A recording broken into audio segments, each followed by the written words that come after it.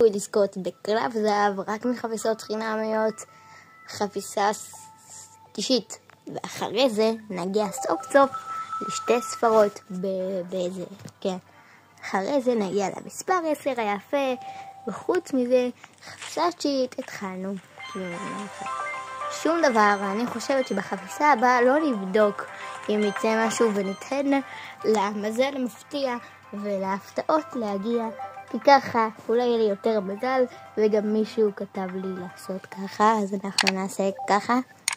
הוא גם אמר לי לא לפתוח הפוך אף פעם, אז בואו נפתח את זה, נעשה ככה ולא לבדוק. ובואו נראה אם בחפיסה העשירית יצא לנו משהו טוב. הקלף האחרון. לא משנה, זה היה הקלף האחרון. אוקיי, המזל שלנו די גרוע, מאוד גרוע אפילו, אבל אתם יודעים מה אומרים, נתראה מחר.